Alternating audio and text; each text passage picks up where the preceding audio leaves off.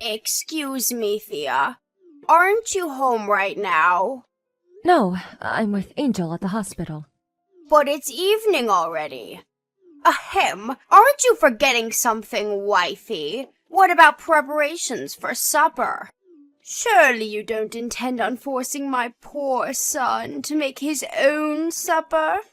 No, my husband will be coming to meet me at the hospital as soon as he gets off work. He's just finishing up his last bits now. We're gonna go back home together afterwards, which is when I'll make us supper. My friend just stopped by your house. Huh? Your friend came to our house? Why? She said she had some business to take care of in the neighborhood. I said that you'd give her a lift home in your car. It's a long way, and there's no reason she should have to make her own arrangements with you living so close by. What? This is the first I've heard of it. Because I didn't tell you. Valerie, look, I'm sorry, but I'm not at home all the time. I have things of my own to do, and a life of my own to lead. You can't just go around making promises to people on my behalf. I thought you'd be home because you should be making preparations for supper like a good wife right about now. My friend stopped by your house when I said you'd take her, but she said you weren't there, and now she's complaining at me. Do you have any idea how much embarrassment you've caused me, young lady? I told you this before, but I come to the hospital to be with Angel whenever I have time. I told you you're better off just assuming I won't be home. Please stop making promises on my behalf. If anything, being at home is the exception these days. Dearie me, you really are spoiling that girl. Angel's going to grow up to have terrible manners and a poor work ethic if you're not careful. Just because she's ill doesn't mean you have to go to the hospital to see her every single day. She needs to learn what it means to be independent. She's a little girl. Besides, I have no idea whether her condition will deteriorate in the future. Any time I get to spend with her is valuable. Please don't say such awful things about your granddaughter. What are you so worried about? She's been sickly since she was born. This is hardly anything new.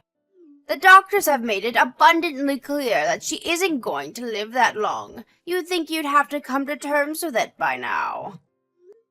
Is that why you think I shouldn't go and see her? That's not what I'm saying. Stop being overly dramatic and trying to paint me as some cruel, heartless villain. I'm just saying you don't have to base your entire life and every decision you make around her. You should be more considerate towards what the other people in your life want, like me. What's the point in you having a car if you only use it to go to and from the hospital? The least you could do is take me on holiday to a hot spring resort, or to the theater, or to the beach from time to time. I'm devoting all of the time I can to Angel right now. My husband's with me on this one. Is he really? I wonder. He knows that no matter what he says or does, you'll only ignore him and spend all your time with the girl. Are you sure he isn't just going along with it because he knows how stubborn you are and he's afraid how you might react? Absolutely not! How could you even suggest that? Angel's the most important thing to both of us. She's our #1 priority. My God, you really are stubborn, young lady. Angel's a girl. What sense is there in wasting your time waiting hand and foot on her like she's some princess? What does her gender have to do with anything? Everything! At least if she was a boy, you could raise her as the successor to my son's company. Hopefully you'll fulfill your duty as a wife and provide me with a grandson before long. I'm sorry, Valerie, but to be honest with you, that's the last thing on my mind right now.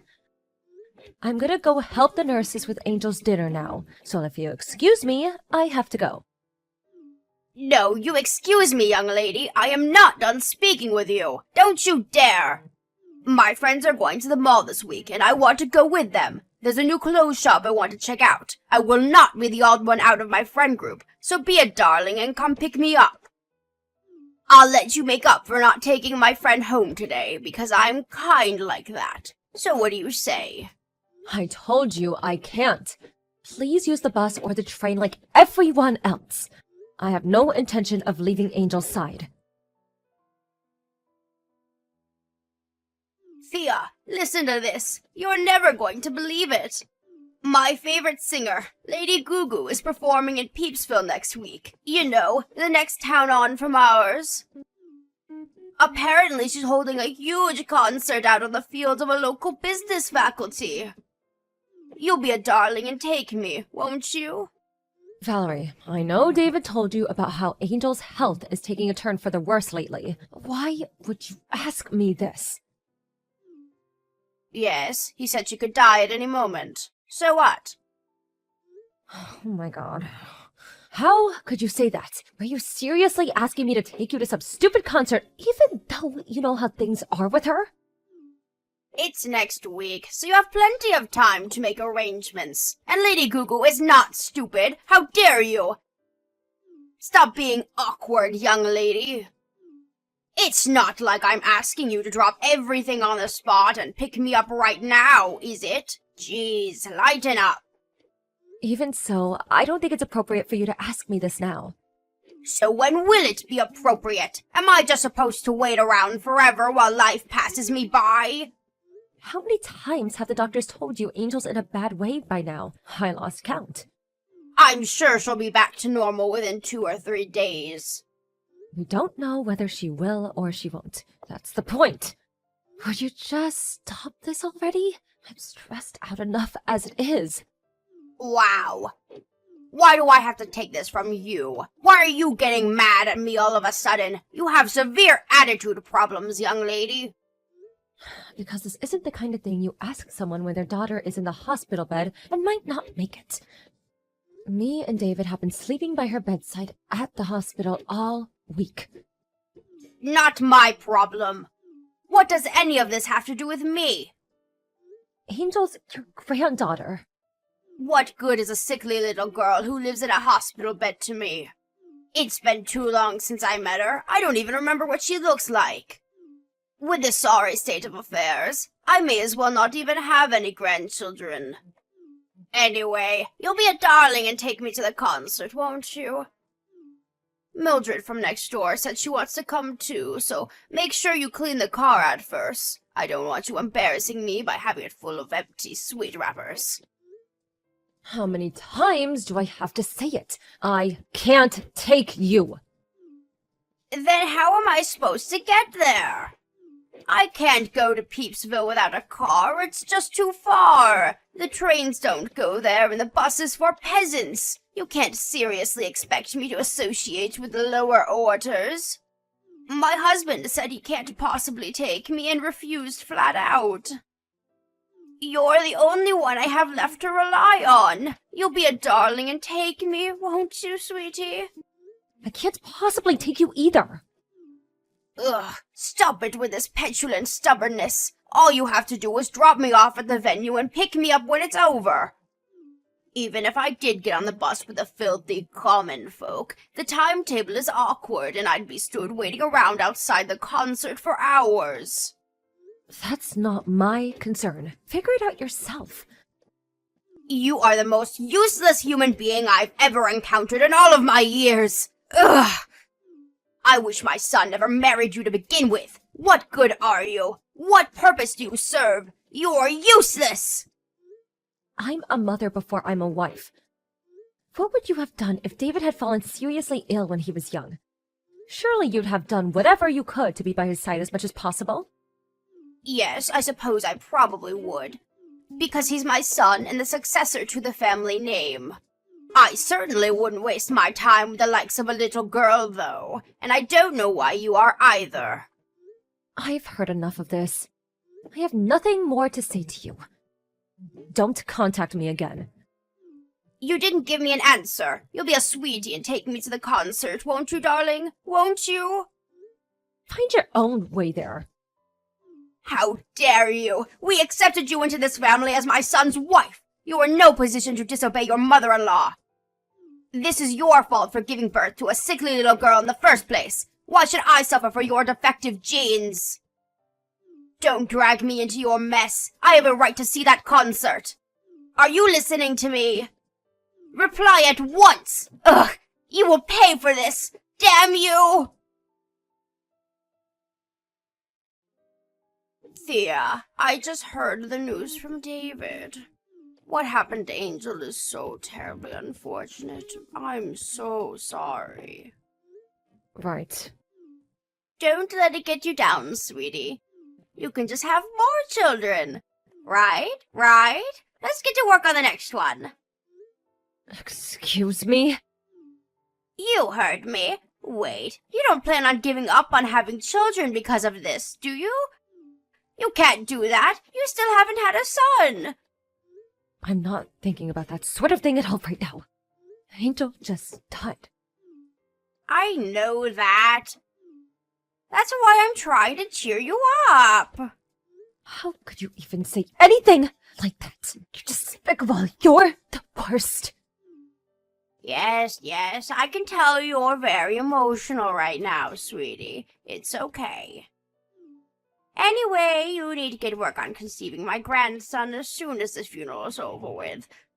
Lord knows that's the only thing you're good for.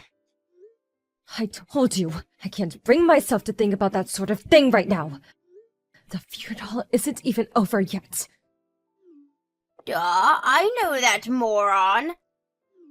That's why I very clearly said you need to get to work on conceiving my grandson after the funeral's done with. I'm not telling you to do anything now, am I? You need some time to grieve your daughter. It makes no difference. Oh, there is just no talking to you. Why is everyone being so depressing about this? You think Angel would want you to be all gloomy and miserable? I won't be wasting my time by going to the funeral or the cremation. If this is your attitude, I have no interest in associating with you. You're rude, you're disrespectful, you're insolent, and you're just downright unpleasant. I'm ashamed to call you my daughter-in-law. I see. You've made how you feel towards me very clear. If you find me that pleasant, I'd rather you didn't come to the funeral. These last few years have been so difficult for me because of that sickly daughter of yours. Angel this, Angel that. She practically had the whole family under her spell. She even stole my own husband and my son. Neither of them ever had the time of day for me where she was concerned. And obviously you were never willing to help me with anything. You wouldn't take me to see my friends, you wouldn't take me shopping or out on day trips. You all neglected me for that damn kid. Not a single good thing has happened to me these last few years, and it's all because of her.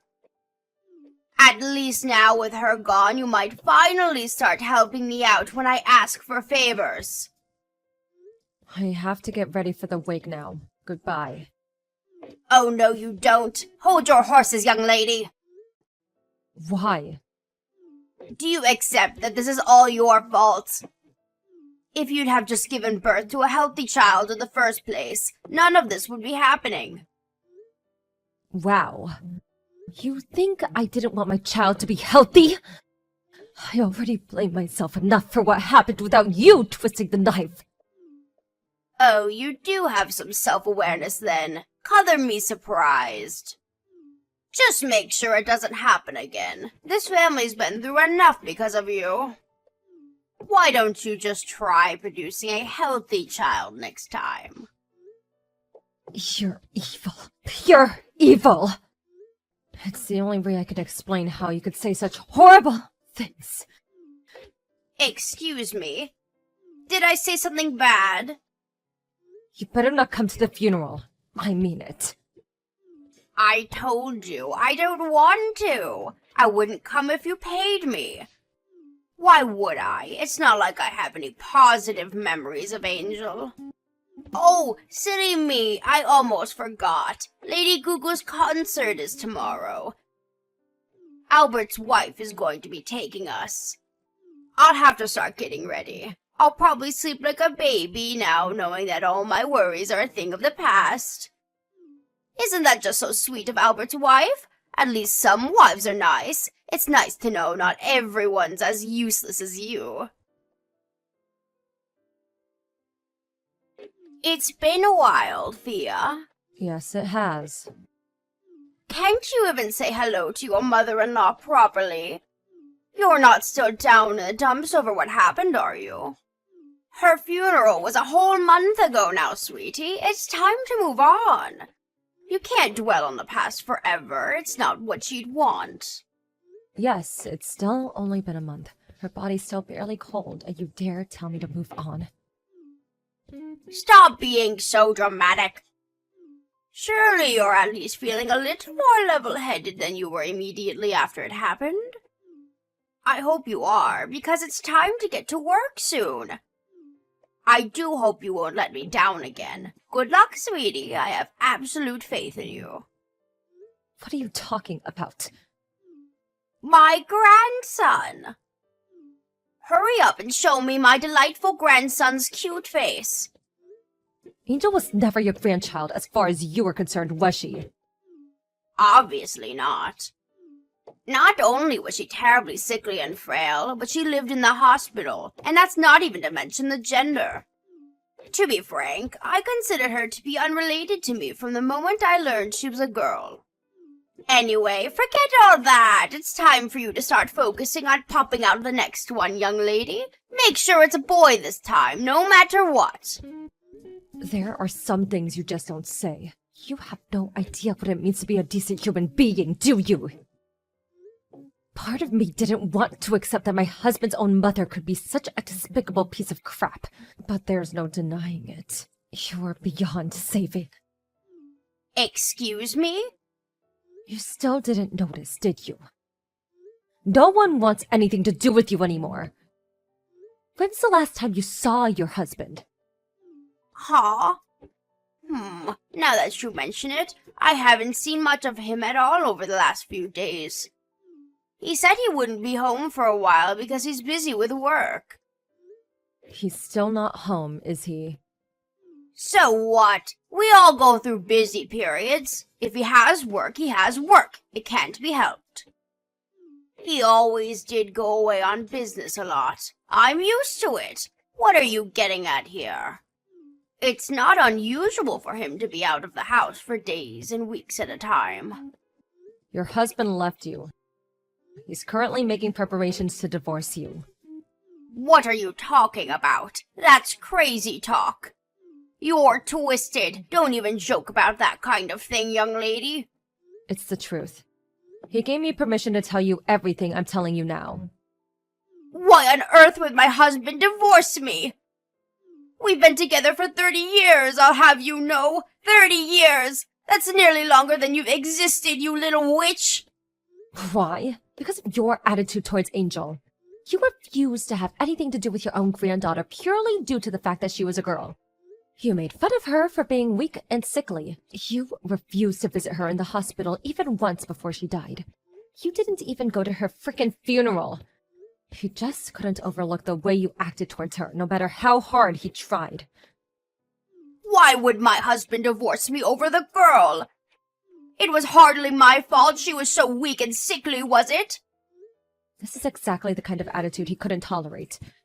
Your husband loved Angel more than anything. He spoiled her rotten, was always coming over for visits and buying her gifts. He warned you about the way you were acting countless times. He wanted you to change. I was even there when he did it sometimes. Please, won't you just speak a little more respectfully towards your granddaughter? He tried, but it was useless. What are you saying? That I should love my grandchildren no matter what? It's hardly my fault she was so unlikable. Why should I be punished? I'm not necessarily saying you had to love her unconditionally. But it would have been nice if you at least didn't pick on and make fun of her for having an illness. Or make mean-spirited, disparaging comments about her whenever you felt like it, when you knew full well that she could hear you. You're free to think what you'd like to think about people within the confines of your own mind.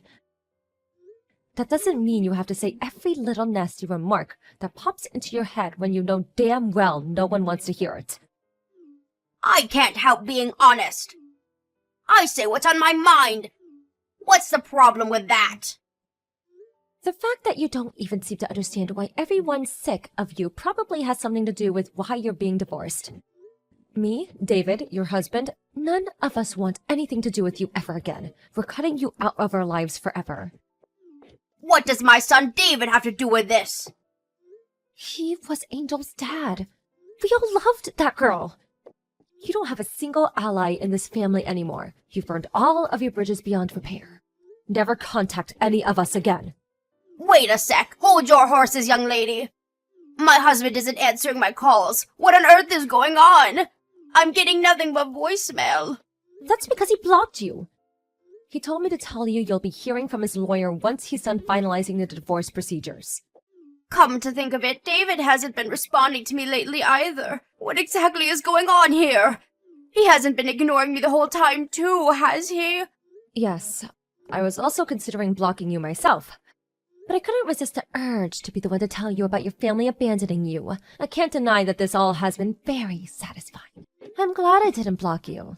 I also wanted to let you know that this is all 100% your own fault. I'll never forget how you absurd and victimized me. Thea, please, wait, this is all going too far. Just hang on a moment.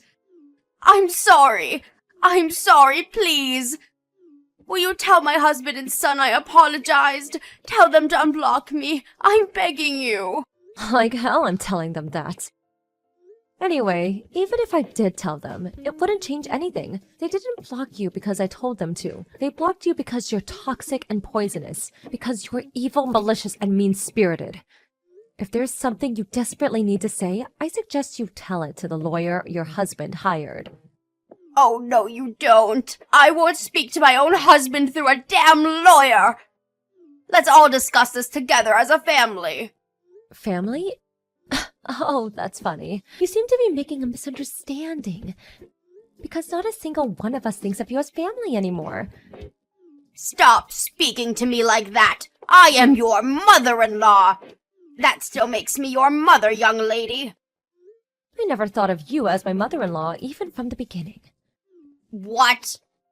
I mean, come on, why would I? The bullying started as soon as I married David and we moved in together. You mocked and ridiculed me. You insulted my daughter because she was born with an illness. You looked down on both of us. You made me feel worthless for not giving you a grandson. In-law or not, someone who treats me and my family like that is no mother of mine. That's fine by me, though. After all, you never acknowledged Angel as your granddaughter, did you? Why should I acknowledge you as my mother-in-law? I'm free to think what I like of you. Thea, I'm so sorry. I can't apologize enough for my horrible attitude towards Angel, really. I feel terrible about everything. Too little too late. Angel's never coming back. I'll never do anything like this again, I swear. I'll think about my behavior. I'll change. Please, just give me another chance. You're free to think about your behavior and change. And honestly, I hope you do. But you're not getting another chance. We mean it when we say we're washing our hands of you. You're not our problem anymore. I hope you use this as a lesson and become a better person. How am I supposed to live without my family? My husband's divorcing me. And my David cutting me out of his life forever. Oh, the horror. I can't do this, Thea. Please, I'm old and frail. Please don't do this to me. I'm begging you, Thea. I'll do anything. Help me. I'll do anything. If you'll really do anything, then forget about us and leave us in peace and lead our lives without you. You don't deserve our help, and you're not getting it, so just give up. You're nothing but a stranger to us now. Valerie's husband made it clear he wanted to divorce her. But being as stubborn as ever, she refused to meet him halfway, and he was left no choice but to take her to divorce court. Now, this is quite ironic for someone who has harped on so much about womanly duties, but apparently she never did the housework and she was always out drinking with her friends. And made all kinds of hurtful remarks that led to pretty significant deterioration in his mental state. Sounds like divorce had just been a long time coming. Eventually, the judge deemed her to be at fault, and her husband's case was acknowledged. With that, she has no choice but to go through with the divorce. Last I heard, she was living alone at the house she was awarded as part of the alimony while looking for work to support herself. As far as I know, she never had a job in her life, so things could get difficult for her. David and his dad told the whole family about her behavior, and when word made its way to her group of friends, she became a sociopath. And now, she doesn't have a soul to rely on in the world.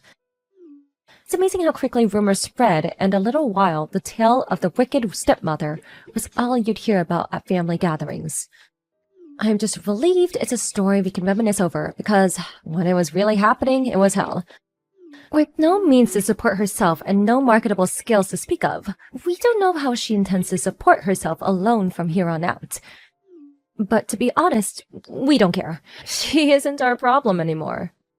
No matter how hard life is for her now, no matter how much she struggles, and no matter how much she begs us, we won't be lifting a finger to help her. Me and David moved away immediately after Angel passed away, and Valerie's husband followed suit. We all live in the same neighborhood now and are always there to support each other.